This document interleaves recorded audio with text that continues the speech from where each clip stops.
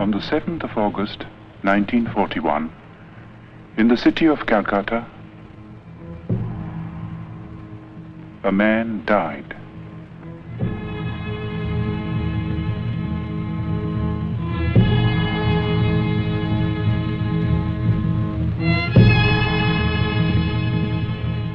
His mortal remains perished, but he left behind him a heritage which no fire could consume.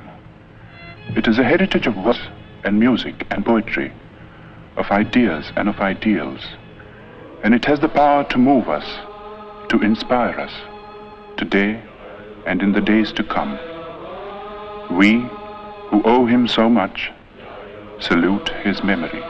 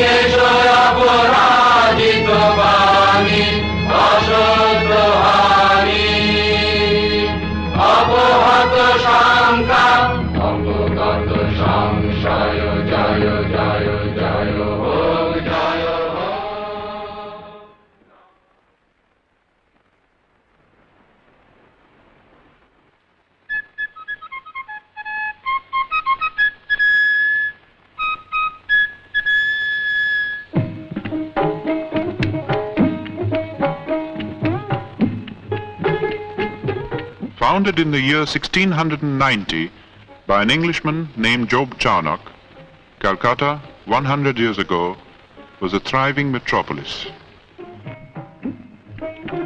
Queen Victoria was proclaimed Empress of India in 1877. As the capital of India, Calcutta was the seat of the Queen's government.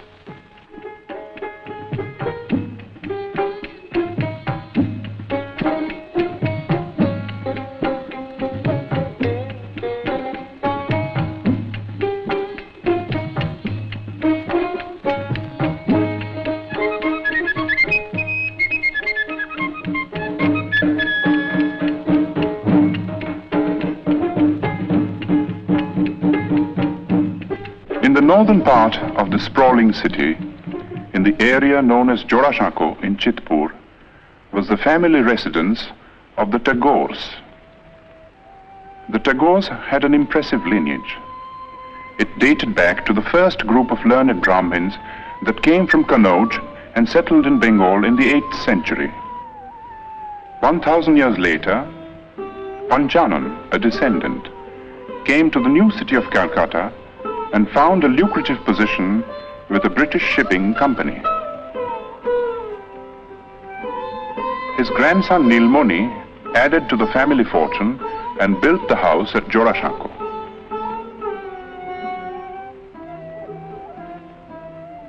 The peak was reached with Nilmoni's grandson, one of the most brilliant and colorful figures of the 19th century. Dwarkanath Tagore combined cultured sophistication with a largeness of heart and a rare degree of business acumen. Coal, sugar, indigo, exports, banking, newspaper. There was no end to his enterprises, and he succeeded in all. If his earnings were fabulous, so were his spendings.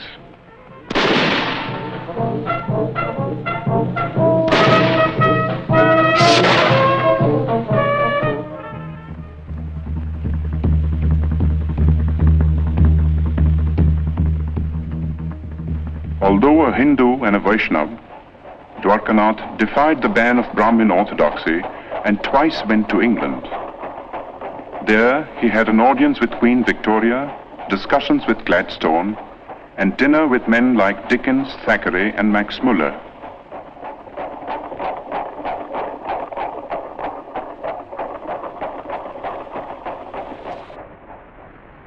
Shortly before his death in England, Dwarkanath had written to his eldest son in Calcutta, reproving him for neglecting the family's business affairs.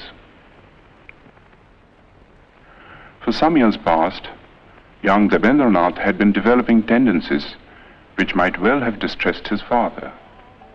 It began in a burning cart. The last rites were being administered to Rabendranath's grandmother. Not far away, on the riverbank, sat Rabendranath.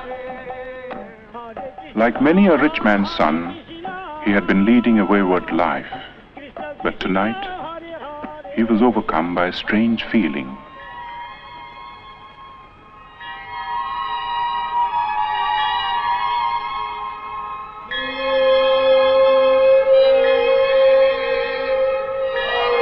Worldly possessions seemed to lose their meaning for him. This led to a period of profound disquiet, followed by a ceaseless quest for the meaning of existence in the great source books of the East and West. He read the materialist philosophers of modern Europe, Locke, Hume, Bentham, and others, whose ideas were so much in vogue among the students of the time. Then he learned Sanskrit and read the Mahabharata. But peace of mind would not come until one day he chanced upon a torn page of a Sanskrit book. There was a sloka in it which said, "God is supreme and all-pervading. Enjoy by renunciation.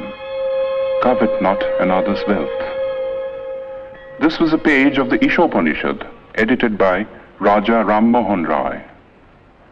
Ram Mohan had been a close friend of Dwarkanath's. As a boy, Rabendranath had a deep and silent admiration for the man. But the greatness of the Raja's vision and the magnitude and nobility of the tasks he had set before himself were beyond the boy's comprehension. Ram Mohan lived in times when India's spiritual heritage was being submerged in ritual and superstition.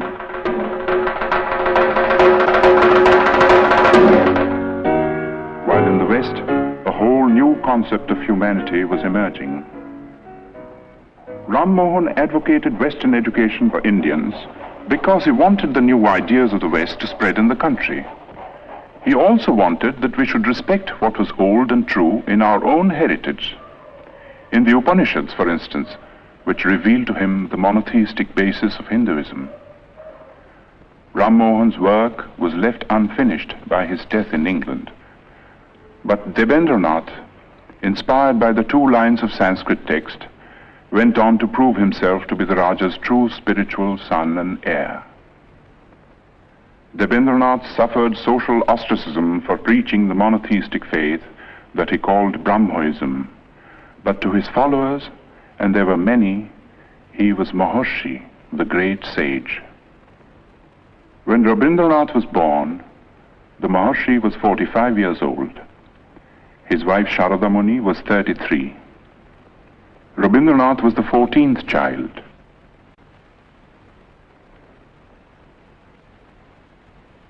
The eldest was Dijendranath, poet, philosopher, mathematician. Second son Shotendranath translated the Gita and Meghdut in Bengali verse and became the first Indian member of the Indian civil service.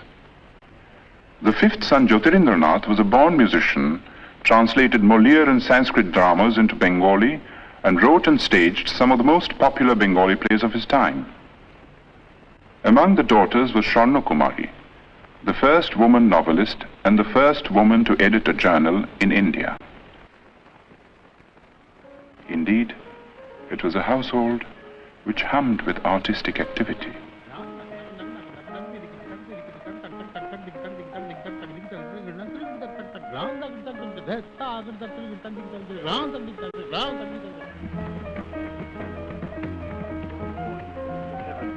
O earth, what else? Else shall I couple hell? O fie, hold my heart. And you, my sinews, grow not instant old, but bear me stiffly up. Remember thee? For Roby, the time hadn't yet come to participate in the activities of the elders. Going out in the street was forbidden too, and this was indeed a pity, for nothing seemed more fascinating to the boy than the world outside.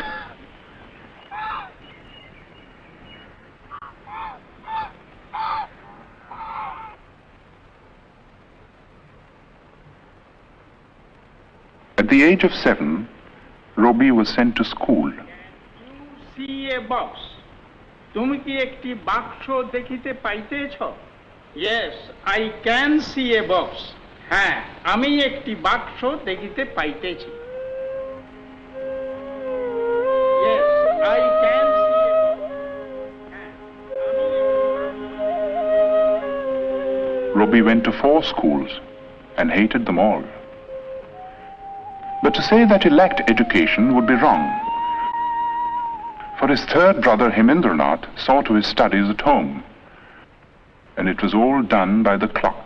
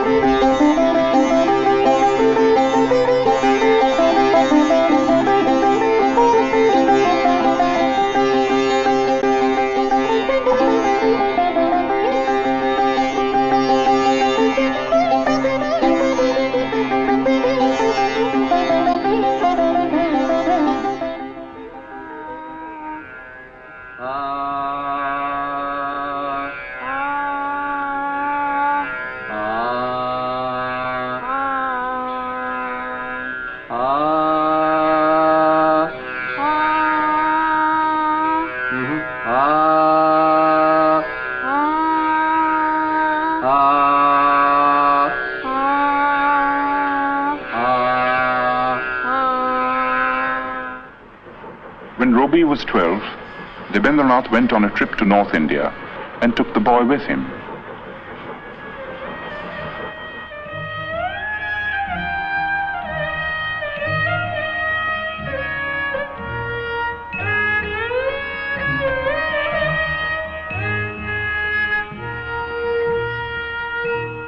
The last stop on a long tour was the rest house on Bakrota, the highest hill in the hill station of Dalhousie in the Punjab.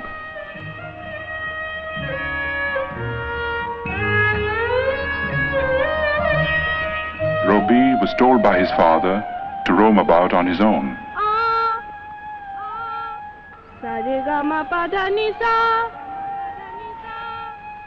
He was also taught to rise before the sun.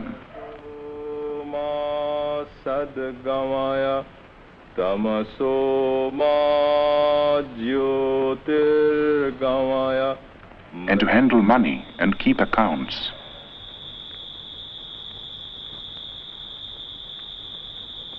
The days often ended with a boy singing devotional songs to his father.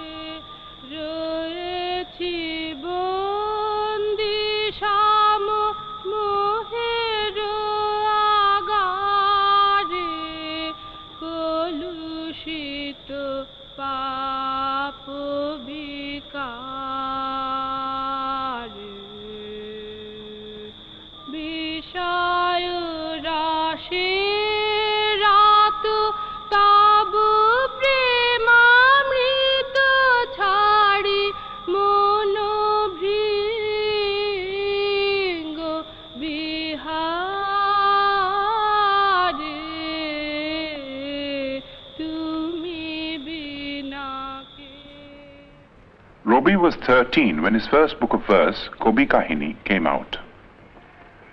When Robbie was 16, Dijendranath brought out a literary magazine called Bharati, and Robbie found an admirable platform for his literary activities. The essays included pieces on European poets like Dante and Petrarch, whose acquaintance Robbie had made in Ahmedabad, in the library of his elder brother Satyendranath. Satyendranath's wife Ganada Nandini, who was staying in England with her 2 children, was a remarkable woman who had been persuaded by her husband to come out of orthodox seclusion. Roby set out for England in the summer of 1878 and joined Ganadhanandini in Brighton. If the plan was to provide the boy with a proper education, it came to naught, for Roby returned without completing his course of studies at the London University.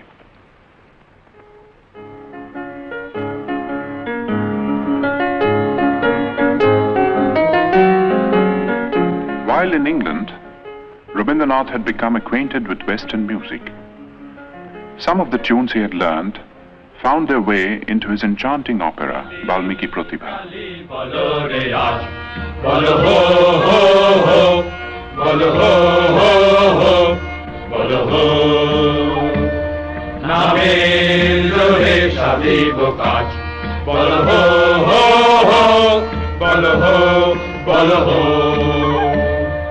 ওই ঘোর মস্ত করে নিত্য রঙ্গ মাঝারে ওই লক্ষ লক্ষ যক্ষ লক্ষ ঘেরি শ্যামারে ওই লাট্ট পাট্ট কেশ ওই অট্ট অট্ট হাসে রে হা হা হা হা হা হা আরে বল রে শ্যামা মায়ের জয় জয় জয় জয় জয় জয় জয় জয় জয় জয় জয় আরে বল রে শ্যামা মায়ের জয় জয় জয়.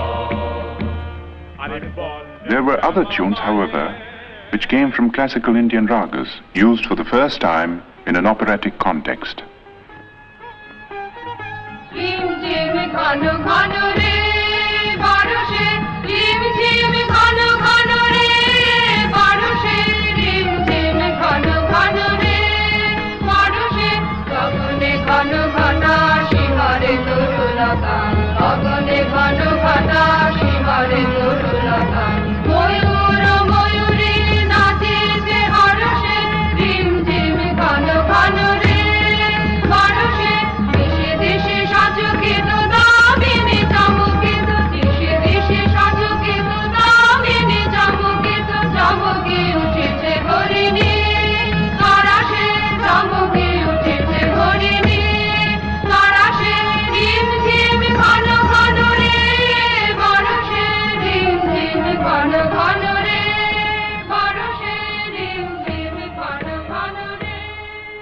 Valmiki Pratibha was staged in the Tagore residence with Rabindranath in the role of the bandit-turned-poet.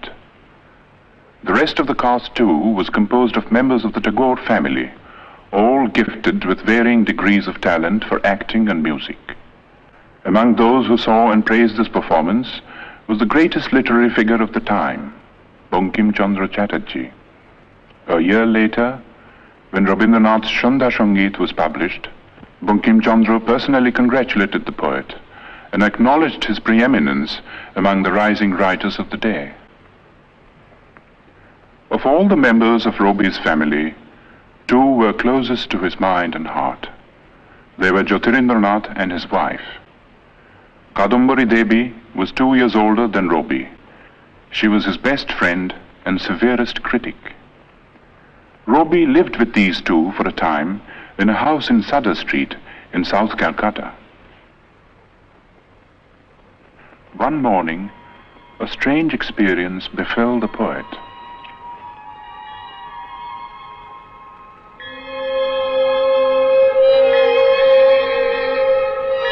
One day, while I stood watching at early dawn, the sun sending out its rays from behind the trees, I suddenly felt as if some ancient mist had in a moment lifted from my sight, and the morning light on the face of the world revealed an inner radiance of joy. The poem I wrote on the first day of my surprise was named The Awakening of the Waterfall.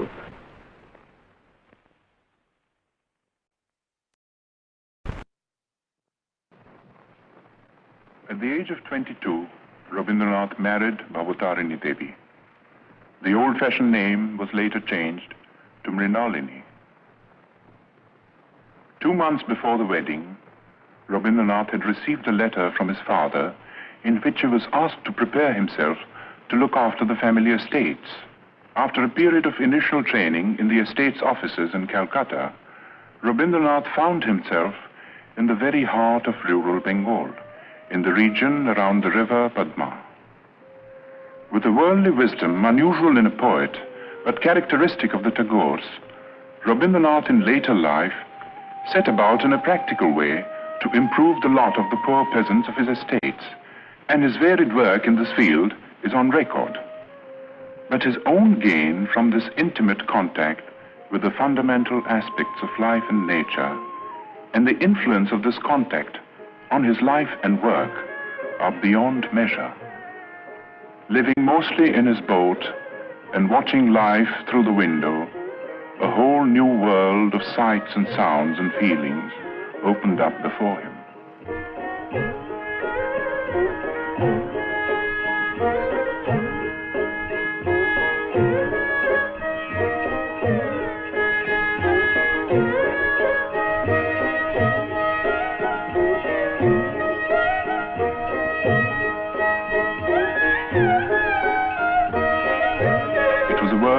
The moods of people and the moods of nature were inextricably interwoven. The people found room in a succession of great short stories, and nature in an outpouring of exquisite songs and poems. Dominant was the mood of the rains, exultant and terrible.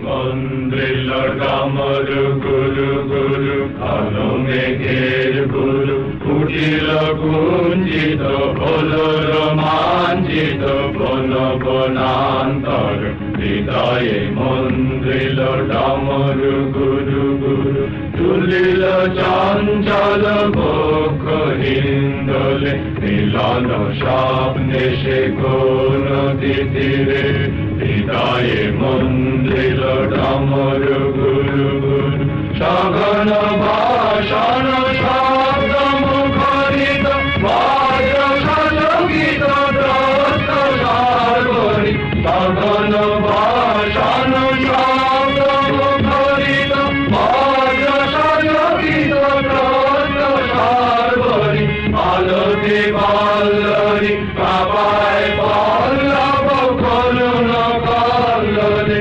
Kanana Shankita Chilli Shankita Hridaye Mandrila Damaru Guru Guru Kalame Gere Guru Kutila Kunjita Kolara Manjita. In 1901, Rabindranath was 40 years old. His already enormous output of poems and plays had been gathered in one big volume. It comprised 21 books and included Shonarturi, his first masterpiece. The same year, 1901, marked an event of a somewhat different nature. In Bolpur, in the district of Birbhum in West Bengal, Rabindranath had acquired some property in 1862, 1 year after Rabindranath was born. The property was made over to a board of trustees, and the deed specified that the place was to be used for meditation on the supreme formless being. According to the Maharshi's wishes, a seat of prayer and a temple of worship had been built, and close to the temple, a residential house which was called Shantiniketan, the abode of peace. Rabindranath had been worrying about the education of his children and had decided to start an experimental educational institution in Shantiniketan. It was to be a school, but not like the schools that had been the nightmare of his own childhood.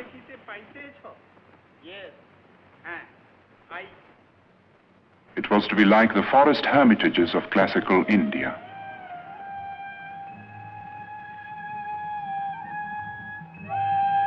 But to bring it into being was not an easy task.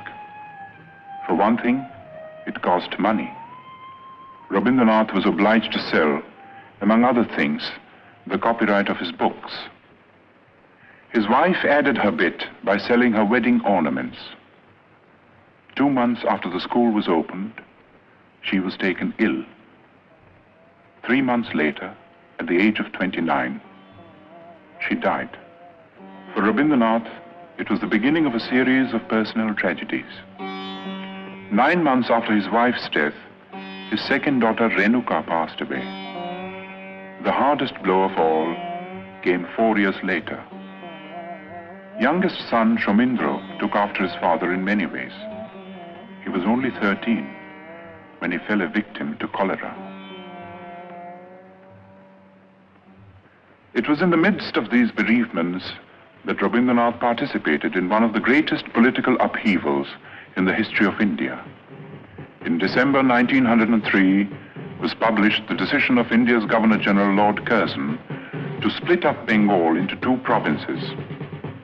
The idea was to create a separate province with a Muslim majority, which would induce a rift between the 2 main religious groups and avert the possible growth of a united front against the government. But in proposing the partition, Curzon merely fanned the flame of patriotism that had been smoldering in the minds of certain visionaries all through the period of the Renaissance in Bengal. These men now came to the fore and led the millions to rise in protest.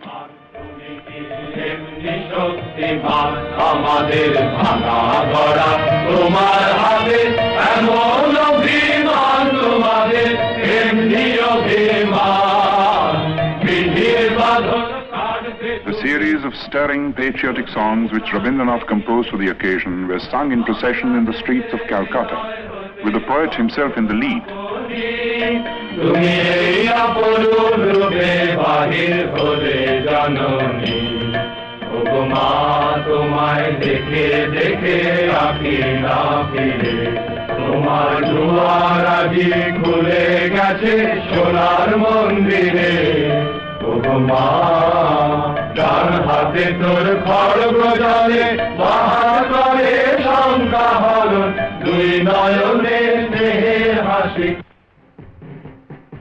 On October 16th, 1905, the partition became an accomplished fact. In a form of protest that only a poet could conceive, Rabindranath turned the Black Day into a mass festival of Rakhi Bandhan, the tying of the band of friendship.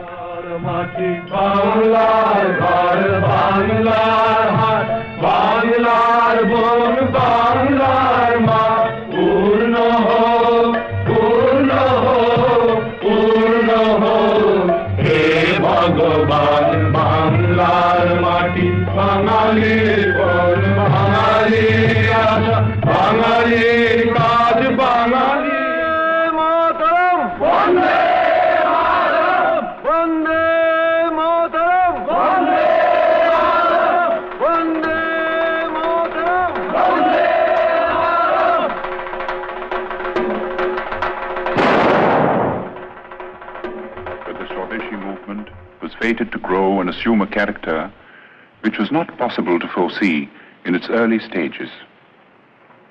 While admitting the bravery and patriotism of those who killed or were killed in a reckless bid for freedom, Rabindranath could not condone terrorism.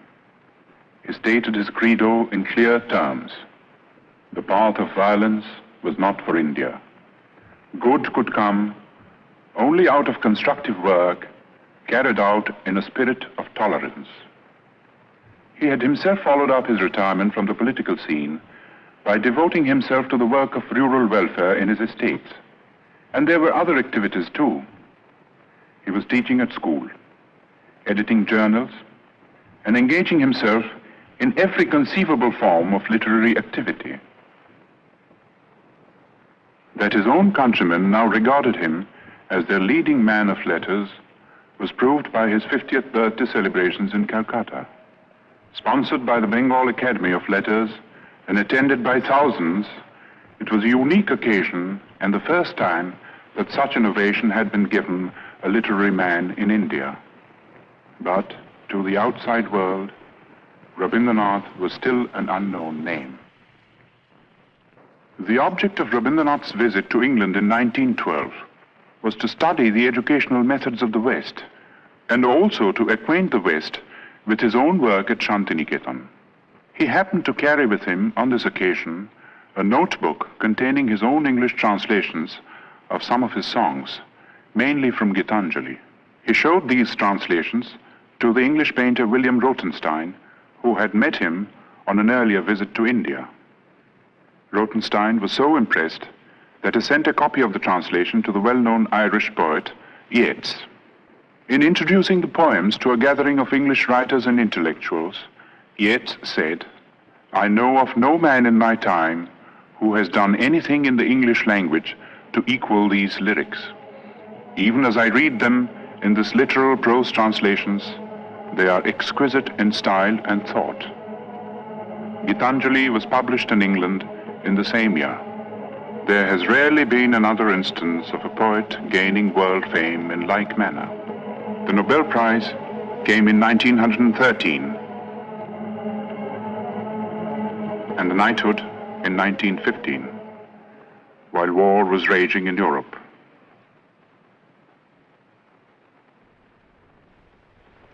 Touring the United States and Japan in 1916, Rabindranath made eloquent appeals for peace. He felt that world peace could only be achieved through intellectual cooperation between nations. He said, "The call has come to every individual in the present age to prepare himself and his surroundings for the dawn of a new era, when man shall discover his soul in the spiritual unity of all human beings."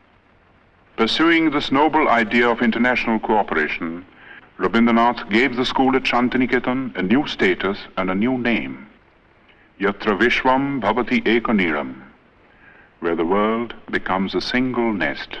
This was the motto of the Vishwa Bharati. It was inaugurated on the 24th of December 1918, with the aged philosopher Brajendranath Sheel presiding. Rabindranath made over the entire Nobel Prize money towards the building of this university. While peace had been restored in Europe, in India there was unrest. The Rowlatt Bill, designed to suppress all political movements, dashed India's hopes of gaining the self-government that the British rulers had kept promising through the war years. Dominating the Indian political scene at this time was Mohandas Karamchand Gandhi, who, as a barrister in South Africa, had fought for the rights of the Indians living in that country. As a protest against the Rowlatt Act, Gandhi launched a movement of passive resistance. But the masses misinterpreted the movement, and following a rumor of Gandhi's arrest, violence broke out in many parts of the country. As a result of this, the government started taking repressive measures out of all proportion to the magnitude of the violence.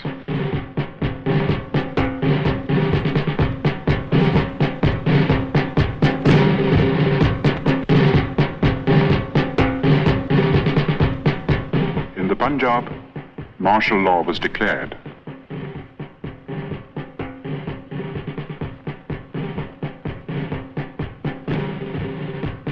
In charge of the troops at Amritsar was Brigadier General Dyer.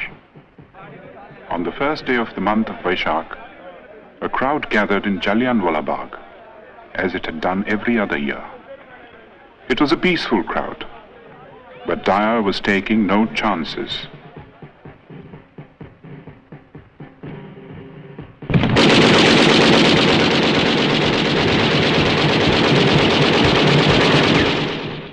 News of the Amritsar incident was suppressed by the government, but details filtered through to other parts of the country, and even to the abode of peace.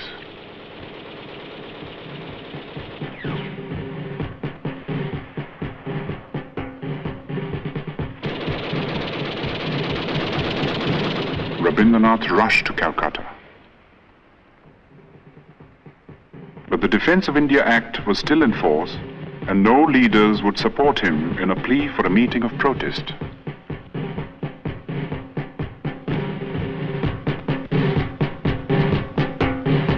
At 4 o'clock in the morning of May the 30th, Rabindranath finished writing a letter. It was addressed to the Viceroy. Condemning the government for the killing in the Punjab, Rabindranath ended by saying, And I, for my part, wish to stand, shorn of all special distinctions, by the side of my countrymen, who, for their so-called insignificance, are liable to suffer degradation not fit for human beings. And these are the reasons which have painfully compelled me to ask Your Excellency to relieve me of my title of knighthood.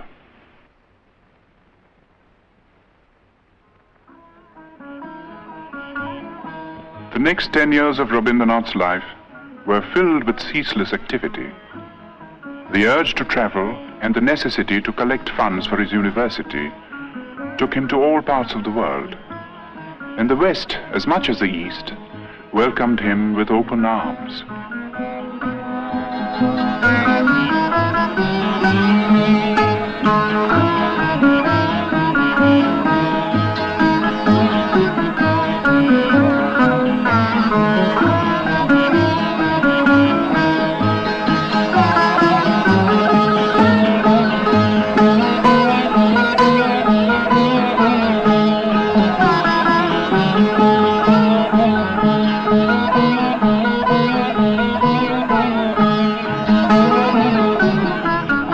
Wherever he went, he spread the message of peace and stressed the importance of intellectual cooperation between nations. He said, "We ought to know that isolation of life and culture is not a thing of which any nation can be proud. In the human world, giving is exchanging. It is not one-sided." He also said, "I do not put my faith in any new institutions, but in the individuals all over the world who think clearly, feel nobly, and act rightly.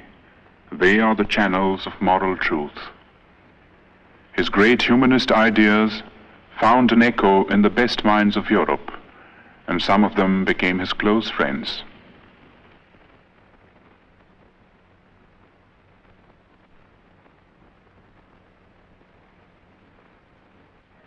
In the meanwhile, the institution at Shantiniketan had come a long way from its modest beginnings. Its scope for studies had greatly increased. There was Kalabhavan for the study of painting, under masters like Nandulal Bose.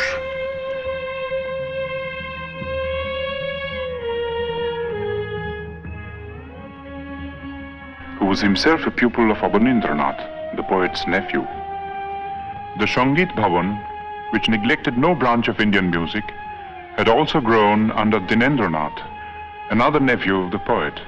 Special provisions were made for conducting Oriental studies, and scholars came from all over the world, stayed to lecture, for research, to exchange ideas. Such men were Levy, Winternitz, Lesny, Stenkonov. And there were some Europeans who did even more than that. Charles Freer Andrews, a missionary who was present at Yeats's reading of Gitanjali, and William Winstanley Pearson, who also met the poet in England, came to the ashram in its early days and stayed on until their death, working with a selfless devotion to the poet and his cause that few Indians could equal. Leonard Elmhurst was another Englishman whom Tagore had met in America. He was drawn by the poet's personality, came over to Shantiniketan, and took charge of the School of Rural Handicrafts, another of Rabindranath's experiments at Shurul, 2 miles from Shantiniketan.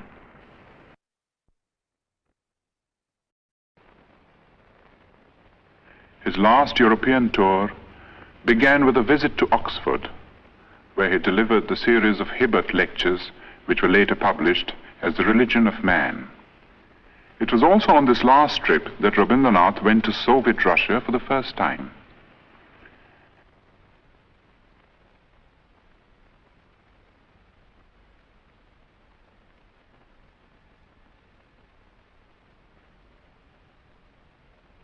On the eve of his departure from Moscow, he told his hosts, "You have recognized the truth that in extirpating all social evils, one has to go to the root, and the only way to it is through education." In Russia, as well as in other countries that he visited on this tour, Rabindranath held exhibitions of his paintings. At the age of 70, Rabindranath had found a new outlet for his creative urge. It was astonishing the way it started.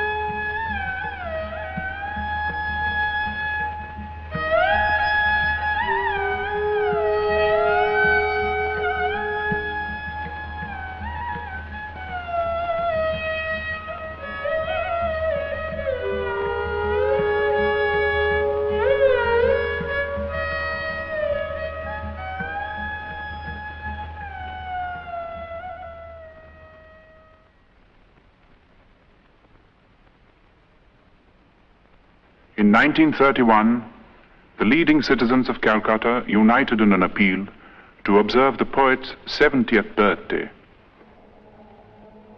It was celebrated in a manner that was truly worthy of the occasion.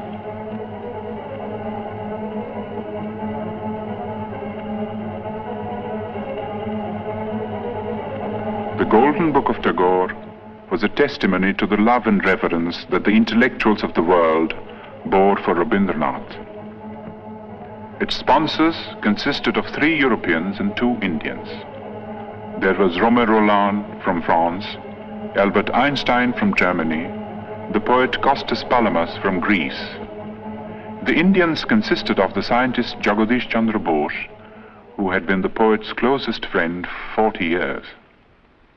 The other Indian was Mahatma Gandhi.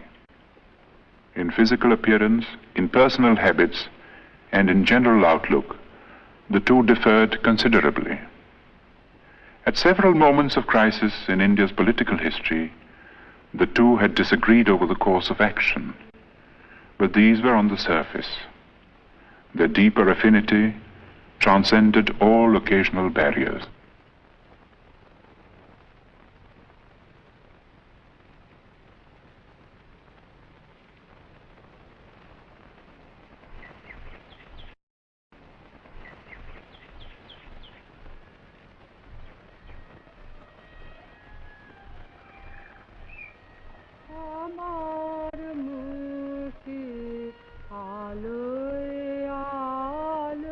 The last years of the poet's life were spent largely in his beloved Shantiniketan.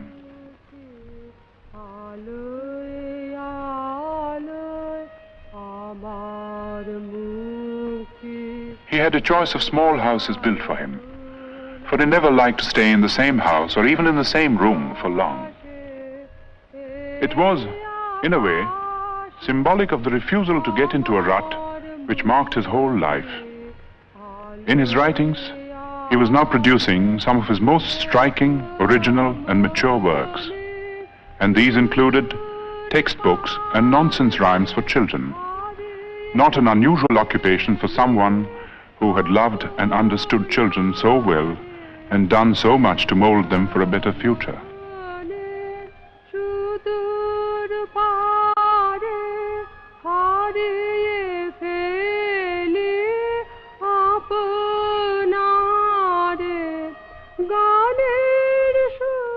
His health was failing, but calls of duty, which he was ever ready to answer, gave him little rest.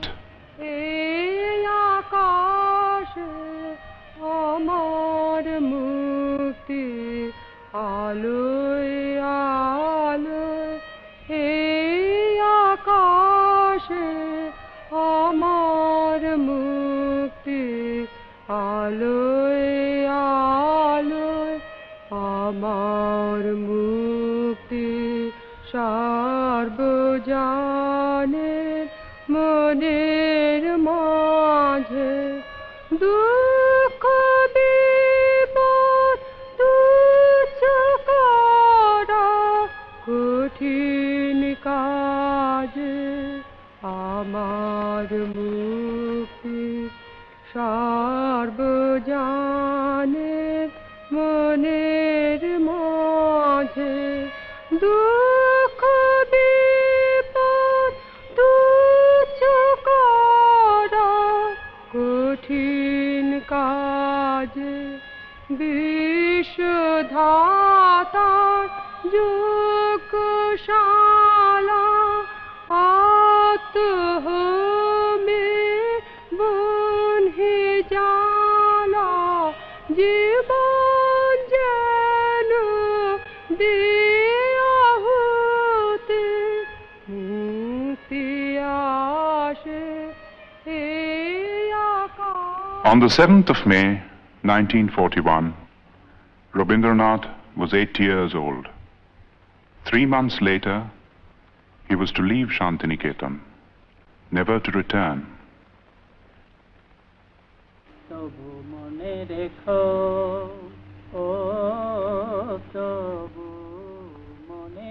He would be taken to his ancestral house in Calcutta, fatally ill. In this house, once upon a time, a boy roamed the corridors.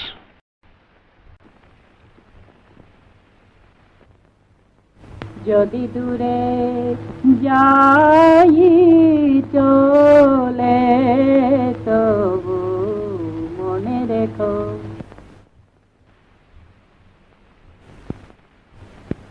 What is the fun of always writing and writing? When I take a father's pen or pencil and write upon his book just as he does, A, B, C, D, E, F, G, H, I, why do you get cross with me then, mother? You never say a word when father writes. When my father wastes such heaps of paper, mother, you don't seem to mind at all. But if I take only one sheet to make a boat with, you say, child, how troublesome you are. What do you think of father spoiling sheets and sheets of paper with black marks all over on both sides?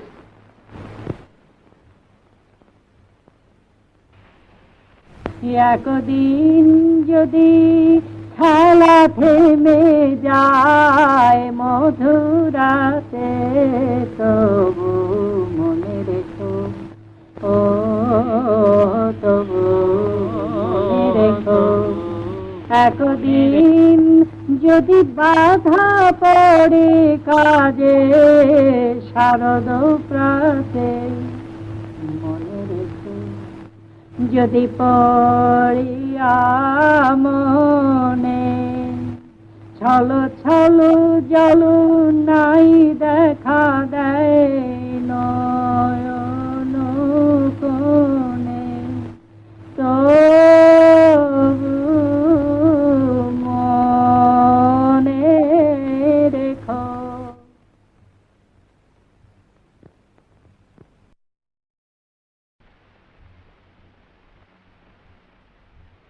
Rabindranath attended the 80th birthday celebrations in Shantiniketan in spite of his failing health. Today, for the occasion, he had composed a message his last message to the world. It was called The Crisis in Civilization. It concerned itself with the state of the so-called modern civilization, a civilization that was being shaken to its very roots by barbaric wars of aggression.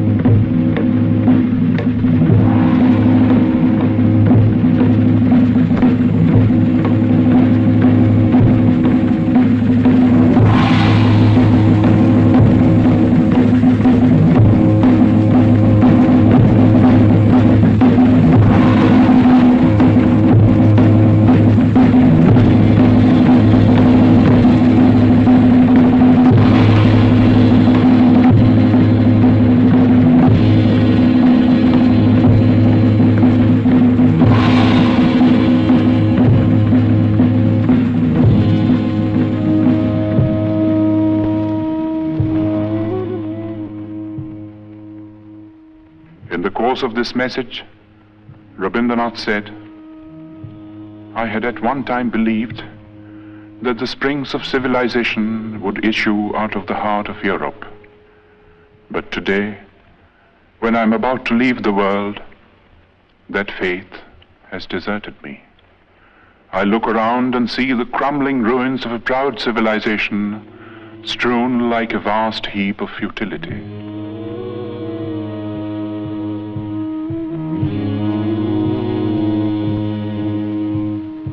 And yet, I shall not commit the grievous sin of losing faith in man.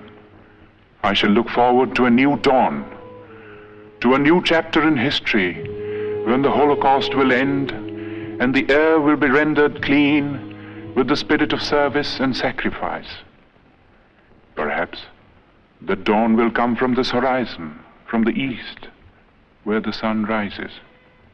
On that day, will unvanquished man retrace his path of conquest, surmounting all barriers to win back his lost human heritage.